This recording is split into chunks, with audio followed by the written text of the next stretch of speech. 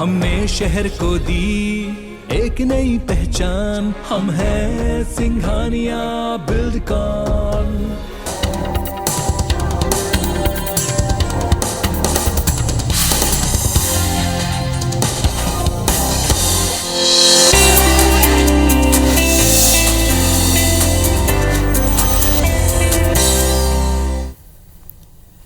नमस्कार, बहुत स्वागत है आप सबका सेहत से जुड़े हमारे खास कार्यक्रम हेल्थ गुरु में। आपके साथ मैं हूं पुनीत पाठक। त्वचा हमारे शरीर का सबसे ऊपरी, सबसे नाजुक और सबसे खूबसूरत हिस्सा है। यही वजह है कि इसका खास ख्याल रखने की आवश्यकता पड़ती, क्योंकि ज़रा सी लापरवाही इन्फेक्शन की वजह बन सकती। एलर्जी की वजह से कई बार त्वचा में कुछ जगह खुजली होना, रेडनेस आना, सूजन तक आ जाना, लाल चकत्ते पड़ जाना, ऐसी बहुत सी चीज़ें हैं। और अगर होली के आसपास का वातावरण हो तो होली और साथ में टेम्परेचर लगातार बढ़ते जाना, इसकी वजह से आपको कई सारे स्किन संबंधी प्रॉब्लम हो सकते हैं। तो आज का एक कार्यक्रम इसी के समाधान की दिशा में एक शुरुआत है।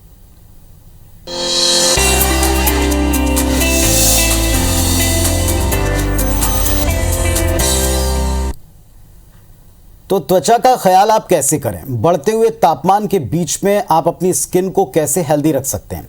स्किन डिजीजेस के लक्षण क्या होते हैं, कहां से आपको सतर्क हो जाना चाहिए, ये सब बताने के लिए आज एक्सपर्ट के तौर पर हमारे साथ यहां स्टूडियो में स्किन स्पेशलिस्ट डॉक्टर सृष्टि दुबे मिश्रा जी मौजूद हैं। डर्मेटोलॉजिस्ट हैं और साथ ही साथ इस प्रोफेशन में कई सारे लोगों की मदद करें। सृष्टि जी नमस्कार, बहुत स्वागत है। नमस्ते डॉक्टर साहब, अभी हम होली के आसपास का जो वातावरण देखते हैं, इसमें स्किन के ऊपर सबसे अधिक असर पड़ता है। होली खेलने के पहले क्या प्रिकॉशंस लेनी चाहिए, हम दर्शकों को कई बार बताते हैं, लेकिन अब जो होली खेल चुके हैं और कई लोग अभी भी खेलना चाहते हैं, उन सबको आपकी एडवाइस क्या है? कैसे अपने स्किन को आप इसके लिए प्रिपेयर करें? देखिए, होली का मौसम है, होली खेलने के लिए सबको मना तो किया जा नहीं सकता, बट होली खेलने से पहले कुछ प्रिकॉशंस लिए जा सकते हैं जिससे स्किन की कुछ प्रॉब्लम्स ना हो। तो होली खेलने से पहले सबसे पहले अपने स्किन और हेयर्स पे ऑयल या पेट्रोलियम जेली लगाइए। अपने नेल्स को हमेशा पेंट कीजिए जिससे नेल्स पे कलर ना चढ़े। सनस्क्रीन इज़ अ मस्ट, हमेशा सनस्क्रीन लगाना चाहिए जो भी एक्सपोज्ड बॉडी पार्ट्स हैं। और हमेशा फुल स्लीव्स और डार्क कलर्ड क्लोथ्स पहनने की कोशिश कीजिए। सो ये सब चीज़ें आप जब करेंगे तो स्किन पे जो एलर्जी हो सकती है कलर्स के कारण, वो कम हो सकती हैं।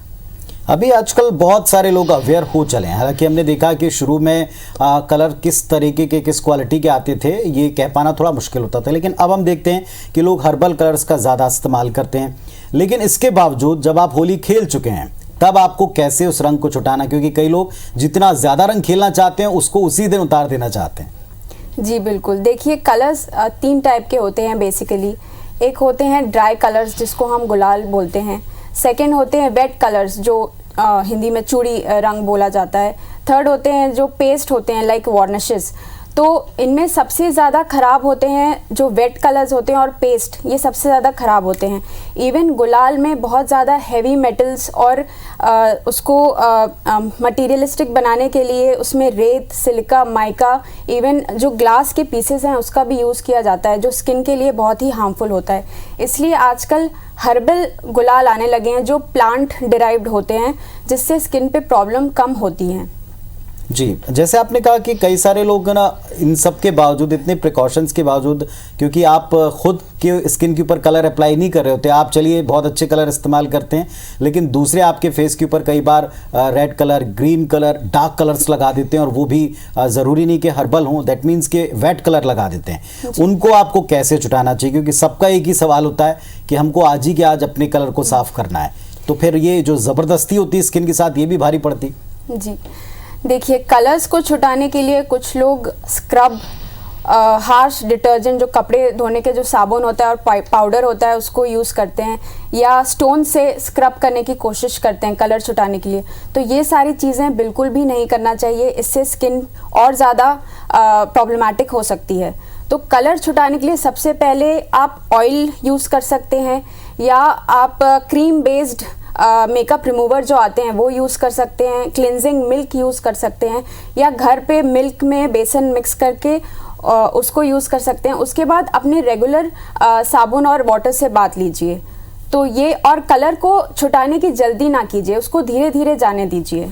बहुत सारे ऐसे लोग हैं जो ये कंप्लेन करते हैं कि जब हम कलर छुड़ा लेते हैं तो उसके बाद अगले दिन हमको बहुत ही ज़्यादा ड्राइनेस लगती है, जलन सी होती है, कई बार लोगों के स्किन में रेडनेस एक आ जाती है क्योंकि बहुत ज़ोर ज़बरदस्ती छुड़ाते हैं। क्या कोई फेस पैक है, क्या कोई ऐसी चीज़ें हैं घर में मौजूद जिनको हमको अप्लाई करना चाहिए ताकि जलन से बचें, एलर्जी से बचें? देखिए, पहले मैंने बोला कि दूध में बेसन मिक्स करके यूज़ कर सकते हैं। सेकेंड, आप कर्ड में हनी मिक्स करके उसको लगा सकते हैं। अगर बहुत ज़्यादा रेडनेस और जलन हो रही है तो एलोवेरा जेल लगा सकते हैं। इससे ज़्यादा घर में बनाई हुई चीज़ें ना यूज़ करें, उससे और ज़्यादा हार्मफुल हो सकता है। जी डॉक्टर साहब, एक और बड़ी इंपॉर्टेंट चीज़ है, हम देखते हैं कि अब जब होली मना ली जाती है इसके बाद बहुत तेज़ी से तापमान बढ़ रहा है, टेम्परेचर जो जो बढ़ता है, धूप में जाने पर भी आपकी स्किन के ऊपर कई इफेक्ट पड़ते हैं। कैसे धूप से या बढ़ते टेम्परेचर से अपने स्किन को प्रिवेंट करें? देखिए, धूप से सबसे ज़्यादा लोगों को स्पेशली इंडियन स्किन में टैनिंग होती है, क्योंकि इंडियन स्किन ऑलरेडी डार्क होती है। हमारी स्किन में ज़्यादा पिगमेंट प्रोड्यूसिंग सेल्स जो मेलानोसाइट्स वो ज़्यादा होते हैं, तो इससे ज़्यादा टैनिंग होने के चांसेस होते हैं। कुछ लोग को सूरज की किरणों से एलर्जी भी होती है, जिसको फोटोटॉक्सिक या फोटो एलर्जिक रिएक्शन कहा जाता है। तो इनसे बचने के लिए सबसे इम्पॉर्टेंट है सनस्क्रीन लगाना। सनस्क्रीन को धूप में जाने से 20 मिनट पहले लगाना चाहिए, और सनस्क्रीन थोड़ा सा नहीं, कुछ लोग थोड़ा सा लगा लेते हैं, वो नहीं करना चाहिए। 2 फिंगर टिप्स लगाना चाहिए सनस्क्रीन, जो 2 फिंगर टिप्स होते हैं उतना सनस्क्रीन फेस और नेक पे लगाना चाहिए, और जो आपके एक्सपोज्ड बॉडी पार्ट्स हैं उस पर भी सनस्क्रीन लगाइए। जी, सनस्क्रीन के लिए भी बहुत सारे वेरिएंट्स हैं, उनके बहुत सारे प्रकार मौजूद हैं, बहुत सी कंपनीज़ हैं, लेकिन हम किसी ख़ास तरह का या हर एक स्किन के लिए अलग अलग तरह का सनस्क्रीन यूज़ करें? कोई इसकी डिग्री है, कोई कैटेगरी है इनकी? देखिए, सनस्क्रीन जनरली 2 प्रकार के होते हैं, एक फिजिकल सनस्क्रीन और एक केमिकल सनस्क्रीन। अगर सिर्फ फिजिकल सनस्क्रीन हो तो उससे एक वाइट लेयर बन जाती है स्किन पे, जो अच्छा नहीं दिखता। इसलिए आजकल जो सनस्क्रीन्स आ रहे हैं वो physical plus chemical sunscreen mix रहते हैं। तो अगर आपकी स्किन बहुत ऑयली है तो आजकल जेल बेस्ड या जो वाटर बेस्ड सनस्क्रीन है वो आते हैं, वो आप लगा सकते हैं। जिनकी फेस बहुत ड्राई है वो क्रीम बेस्ड सनस्क्रीन लगाइए। जी, हमने देखा है कि बहुत टेम्परेचर अगर आपका बढ़ जाए तो लोगों का एक मानना होता है कि आपको ढेर सारा पानी पीना चाहिए। पानी पीना वैसे भी हेल्दी है, लेकिन क्या स्किन का सीधे सीधे पानी पीने के अमाउंट से कोई कनेक्शन है? जी बिल्कुल। स्किन का हाइड्रेशन 2 प्रकार से होता है, एक from inside and from outside. From outside आपको मॉइस्चराइज़र ज़रूर लगाना चाहिए। ऐसे नहीं कि गर्मी बढ़ गई है तो मॉइस्चराइज़र लगाना छोड़ दीजिए। हमेशा अगर आपकी स्किन बहुत ऑयली है तो आपको gel based non comedogenic moisturiser लगाना चाहिए। अगर आपकी स्किन ड्राई है तो you can use a regular moisturiser. And जो पानी हम लेते हैं वो एटलीस्ट 3 to 4 लीटर्स पानी दिन में लेना चाहिए। उससे आपके स्किन पे एक हाइड्रेशन और ग्लो हमेशा बना रहता है। जी, तो जितने सारे लोग अभी हमको देख रहे हैं और जो भी डॉक्टर सृष्टि दुबे मिश्रा जी से कांटेक्ट करना चाहते हैं या अपनी किसी प्रॉब्लम के बारे में बातचीत करना चाहते हैं, तो इनके नंबर्स हम टेलीविजन स्क्रीन के ऊपर फ्लैश कर रहे हैं। आप इन नंबर्स को ज़रूर नोट कर लें और आप इनसे सीधे भी मिल सकते हैं, संपर्क कर सकते हैं, बात करके अपनी प्रॉब्लम्स के बारे में जान सकते हैं। स्किन एलर्जी एक ऐसा टॉपिक है डॉक्टर साहब जिसको लेकर के कितनी विशाल एक रेंज है। थोड़ा सा अगर हम कहें स्किन में थोड़ी खुजली हो रही है, इचिंग हो रही है, वो भी एलर्जी मानी जाती है। कई बार पिंपल्स हैं, कई बार कुछ ऐसे शरीर के ऊपर उभार दिखते हैं जिनको लेकर हम बड़े चिंतित हो जाते हैं। कौन से अलार्म्स हैं जिनको आपको मानना चाहिए कि अब आपको स्किन डॉक्टर के पास जाना है? देखिए, स्किन एलर्जी 2 टाइप्स की होती है इन जनरल। एक होती है अक्यूट, जो किसी भी चीज़ के कांटेक्ट के बाद तुरंत विदिन 2 to 3 आवर्स या विदिन फ्यू मिनट्स हो जाती हैं, उसको अक्यूट स्किन एलर्जी बोलते हैं। और दूसरी होती है क्रॉनिक, जो एक कोई भी चीज़ के कई बार कांटेक्ट आने पर होती है, वो होती है क्रॉनिक एलर्जी। तो क्रॉनिक एलर्जी लोगों को जनरली पहली बार में पता नहीं चलता। तो जब भी उनके स्किन में रैशेस, रेडनेस, जलन, कुछ लोगों को छाले हो जाते हैं, तो ये सब हो तो वो डॉक्टर के पास ज़रूर आएँ। और अक्यूट एलर्जी में तुरंत पता चल जाता है, तो जब भी रेडनेस, जलन, खुजली हो या पिंपल जैसे बम्स आ जाए तो वो डॉक्टर को ज़रूर कॉन्टैक्ट कीजिए। जी, बहुत सारे लोग स्किन को जो है ग्रांटेड ले लेते हैं। हमने देखा है कि ना सनस्क्रीन का वो इस्तेमाल करते हैं, ना चेहरे के ऊपर मॉइस्चराइज़र का इस्तेमाल करते हैं, और इस हद तक अपनी स्किन को डैमेज कर लेते हैं कि फिर उनको बहुत बाद में डॉक्टर के पास जाना पड़ता है। एक और बात, तो ऐसे लोग कहते हैं कि स्किन ट्रीटमेंट में खूब समय लगता है, लंबा टाइम लेते हैं, या उनको इमीडिएट इफेक्ट नहीं दिखते हैं। कितनी सच्चाई इन दोनों बातों में? नहीं, कुछ सच्चाई तो है इसमें, क्योंकि जो क्रॉनिक स्किन कंडीशंस होती हैं, जैसे क्रॉनिक एलर्जी जो मैंने बताया, और जैसे सोरियासिस होता है, मेलाज्मा होता है, जो यहाँ पे झाई हो जाती है गालों पे, तो ये सारी चीज़ों को ट्रीट करने में एक्चुअली बहुत समय लगता है। उसके लिए बार बार डॉक्टर के पास आना पड़ता है। कुछ स्किन कंडीशंस ऐसे होते हैं जिसमें इन क्लिनिक ट्रीटमेंट किया जाता है, लेज़र्स और दूसरी चीज़ों से, लाइट ट्रीटमेंट से। वो सिर्फ घर पे क्रीम लगाने और दवाई लेने से ठीक नहीं होती। ऐसे बहुत सारे मौके आते हैं जब हमको अपने स्किन को शायद थोड़ा संभाल के रखना चाहिए।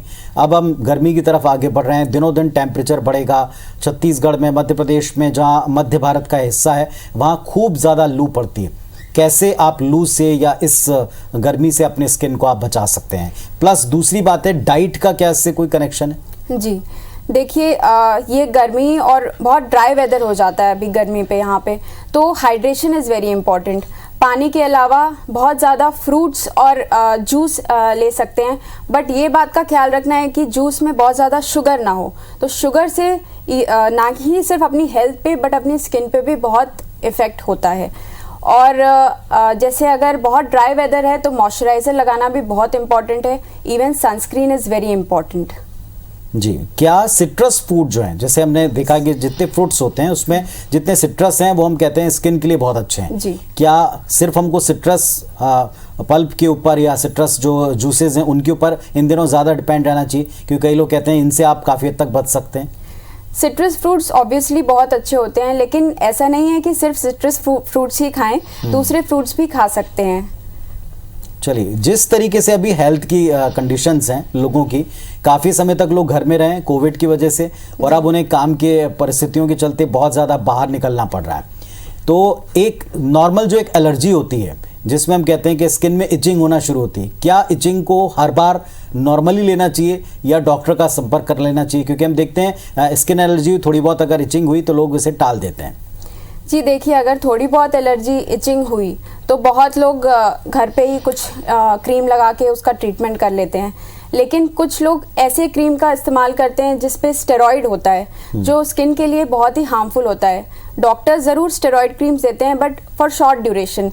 जो लोग होते हैं उसको लॉन्ग टर्म के लिए यूज़ करते हैं, उससे स्किन में बहुत हार्मफुल इफेक्ट होता है। अगर घर पे कोई एलर्जी हो तो उसमें कैलेमाइन लोशन लगा सकते हैं, सिंपल मॉइस्चराइज़र लगा सकते हैं। अगर 1-2 दिन में ठीक नहीं होता तो बिल्कुल डॉक्टर को कांटेक्ट कीजिए।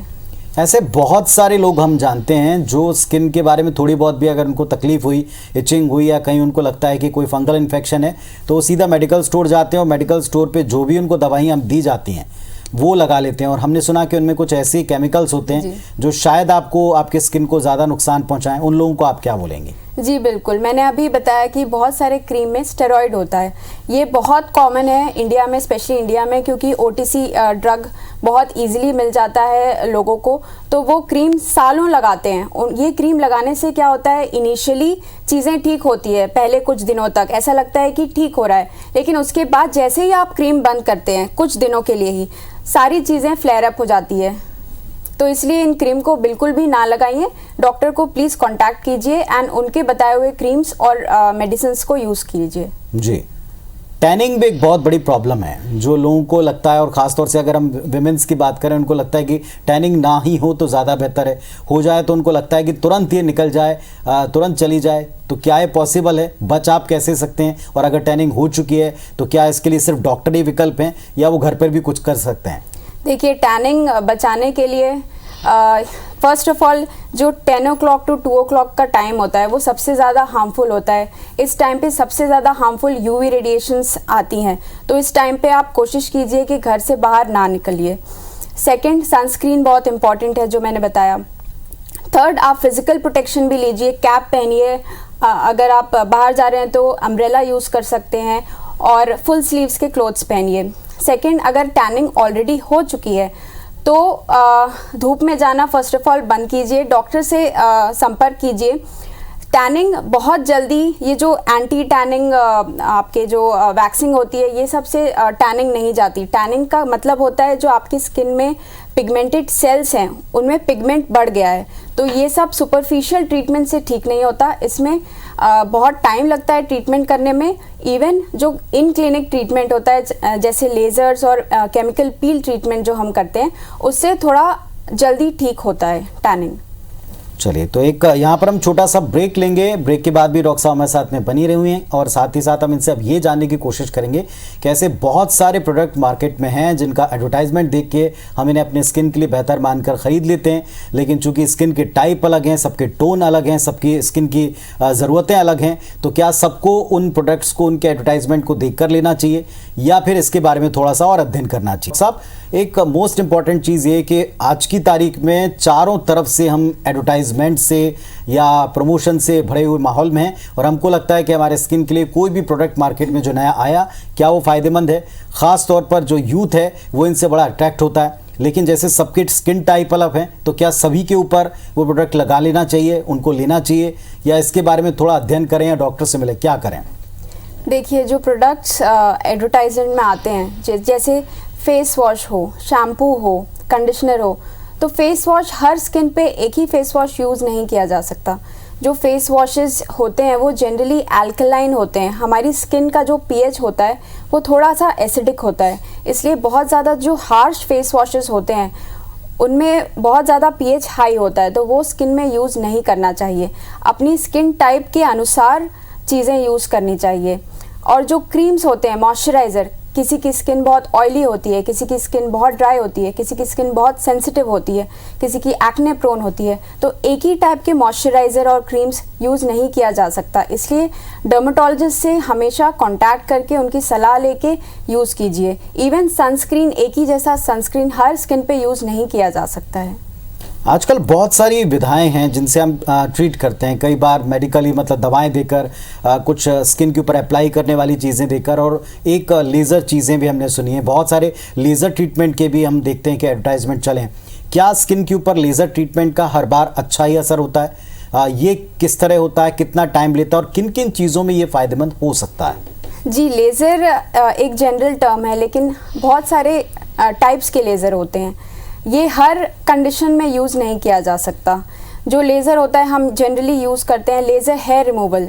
तो जो हेयर रिमूवल लेज़र होता है वो बहुत, अगर फाइन हेयर्स हैं तो उसमें ज़्यादा यूज़फुल नहीं होता। थोड़े थिक हेयर्स होते हैं, कुछ जो फीमेल्स होती है जिनको ये फेस पे कुछ हेयर्स आ जाते हैं, तो उसमें यूज़फुल होता है।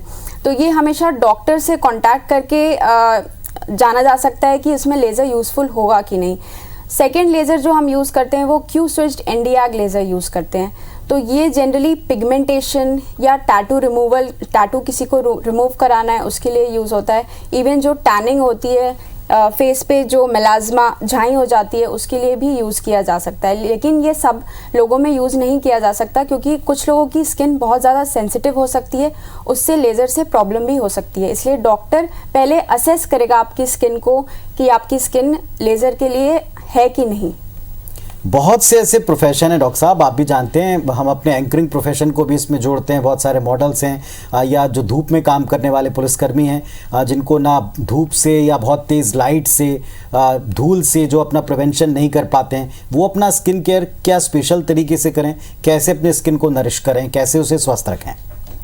देखिए, ये सारे प्रोफेशंस पे हमेशा टीवी में आना ज़रूरी होता है, हमेशा अच्छा दिखना ज़रूरी होता है। तो हमेशा जनरली ये लोग मेकअप करते हैं।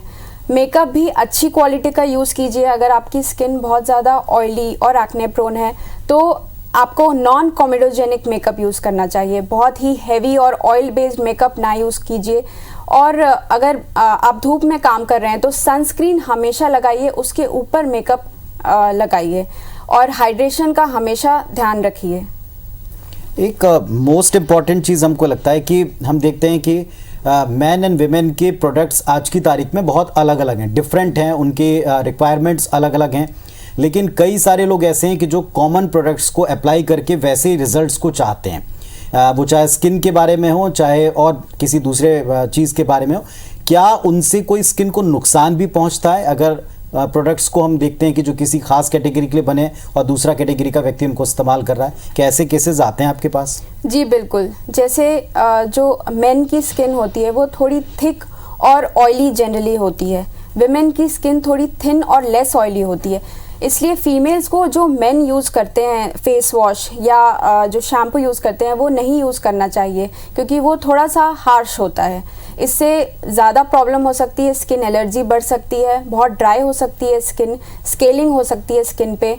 इवन जो बच्चे होते हैं और जो ज़्यादा एजेड होते हैं उनकी स्किन भी बहुत सेंसिटिव होती है, इसलिए उनके लिए प्रोडक्ट्स स्पेशली बनाए जाते हैं, इसलिए उन्हें भी नॉर्मल मेन और वुमेन के प्रोडक्ट्स यूज़ नहीं करने चाहिए। आज की तारीख में जब हम लोगों को ये बता रहे हैं कि स्किन को आप कैसे नरिश करें, केयर करें, अगर आपको किसी भी तरह की कोई स्किन एलर्जी है, स्किन डिजीज़ है, स्किन से संबंधित कोई प्रॉब्लम है, क्या कोई ऐसे कॉमन सिम्टम्स हैं जिनके बाद हमको कतई देर नहीं करना चाहिए और फ़ौरन डॉक्टर का रुख करना चाहिए? देखिए, अगर आपकी स्किन पे बहुत ज़्यादा रेड रैशेस आ रहे हैं, अगर बहुत ज़्यादा एक्सेसिव खुजली हो रही है स्किन पे, या कुछ लोगों को बबल्स जैसे आ जाते हैं, इवन छाले अगर हो जाते हैं स्किन पे, तो ये सारी कंडीशंस में बिल्कुल भी देर नहीं करना चाहिए, तुरंत डॉक्टर को कांटेक्ट करना चाहिए। और एक चीज़, एक मिथ कहें से आप जनरली जैसे हमने कहा कि इलाज लंबा चलता है स्किन ट्रीटमेंट का, और दूसरा ये भी हम सुनते हैं कि स्किन का ट्रीटमेंट कराना काफ़ी महंगा होता है। अब ये मिथ है, सच है, आप बताएं। लोगों के मन में ये बड़ी धारणा रहती है कि अगर हम स्किन ट्रीटमेंट के लिए गए तो बहुत महंगा ही ट्रीटमेंट हमको करवाना पड़ेगा। ज़्यादातर लोग तो सोचते हैं कि शायद सीधा लेज़र ही कराना पड़ेगा। नहीं, ऐसा बिल्कुल नहीं है। हम लेज़र बहुत ही कम लोगों का करते हैं। जनरली पेशेंट्स को सिर्फ क्रीम्स या मेडिसिन से ही ट्रीट करते हैं। लेज़र बहुत 100% में से 5% पेशेंट्स का लेज़र और दूसरा ट्रीटमेंट किया जाता है।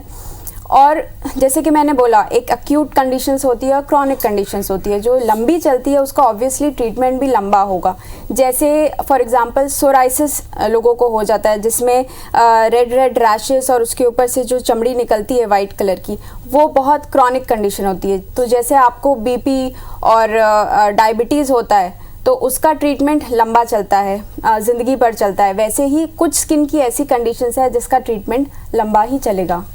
बहुत सारे लोग ऐसे शहरों में रहते हैं या ऐसी जगहों पर रहते हैं जहां माइनिंग का काम होता है, जहां डस्ट बहुत ज़्यादा होती है, और पहले और आज के समय में हम बड़ा एक कंपैरिजन देखते हैं। आप क्या पाती हैं? पहले थोड़े प्रोडक्ट्स कम थे लेकिन स्किन ज़्यादा हेल्दी रहती थी। आज की तारीख में ढेर सारे प्रोडक्ट्स हैं, इसके बाद भी हमें तरह तरह की स्किन डिजीज़ेज़ हैं।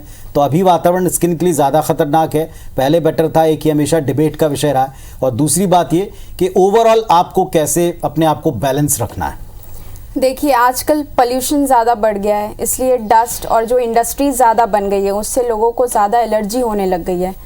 इसलिए हमेशा अपने फेस पे मास्क लगाइए, हमेशा जो वहाँ पे वर्क करते हैं वो हैट पहनिए, तो इससे एलर्जी के चांसेस थोड़े कम हो सकते हैं। और हमेशा स्किन के लिए हमेशा inside nutrition plus outside nutrition भी इम्पॉर्टेंट है। तो खाना अच्छे से खाइए, प्रोटीन इज़ वेरी इंपॉर्टेंट। जो वेजिटेरियन है वो दाल, पनीर, स्प्राउट्स ये अच्छे से खाइए। जो नॉन वेजिटेरियन है वो अपना नॉन वेज कंटिन्यू रखिए, क्योंकि जो अपनी स्किन की लेयर है वो प्रोटीन से ही बनती है। तो डाइट इज़ वेरी इंपॉर्टेंट, और बाहर से भी हाइड्रेशन बहुत इंपॉर्टेंट है। मॉइस्चराइज़र एंड सनस्क्रीन बहुत इंपॉर्टेंट है। विटामिन डी को हम स्किन के लिए बड़ा ज़रूरी मानते हैं। KND को क्या इनका रोल होता है? और ऐसा कहते हैं कि ये केवल धूप में ही आपको मिल सकते हैं, या इसको भी हम सप्लीमेंट्स के तौर पर देते हैं? कई सारे लोग कई सप्लीमेंट्स, विटामिन सप्लीमेंट्स जो खुद ही लेते हैं, उनको आपकी क्या राय है? देखिए, जो विटामिन डी होता है वो हेयर और स्किन के लिए बहुत इंपॉर्टेंट होता है। हेयर से विटामिन डी से हेयर की स्ट्रेंथ इंक्रीज होती है, और ये सनलाइट से सबसे ज़्यादा मिलता है विटामिन डी। पर कुछ लोगों को सप्लीमेंट्स भी दिया जा सकता है। विटामिन डी लेने के लिए जो मॉर्निंग की सनलाइट होती है, अराउंड 7 to 8 o'clock की, 6 to 8 o'clock की जो सनलाइट होती है ये अच्छी होती है, क्योंकि जो बाद की सनलाइट होती है उसमें हार्मफुल यूवी रेडिएशन ज़्यादा होते हैं, और विटामिन डी मिलने से ज़्यादा आपको हार्म हो सकता है। तो ये किया जा सकता है। मॉर्निंग वॉक बहुत अच्छी है विटामिन डी के लिए। चलिए, तो ये सारे तरीके हैं जिनसे आप अपने स्किन की केयर कर सकते हैं, ये सारे तरीके हैं जिनसे आप अपने स्किन को नरिश करके रख सकते हैं। और जो डॉक्टर साहब ने बताया कि जिन सूरतों में आपको देर नहीं करना चाहिए, तुरंत आपको डॉक्टर के पास जाना चाहिए। सारी बातें जो आप सुनते हैं, सारी बातें जो आप एडवर्टाइजमेंट में देखते हैं, वो आपके स्किन के लिए ठीक है या नहीं है, इसका भी आपको ख्याल करना पड़ेगा। डॉक्टर साहब, बहुत धन्यवाद आपका हमारे साथ में जुड़ने के लिए और इतने सारे सवालों का जवाब देने के लिए, ताकि लोग अपनी स्किन के बारे में बेहतर केयर कर सकें।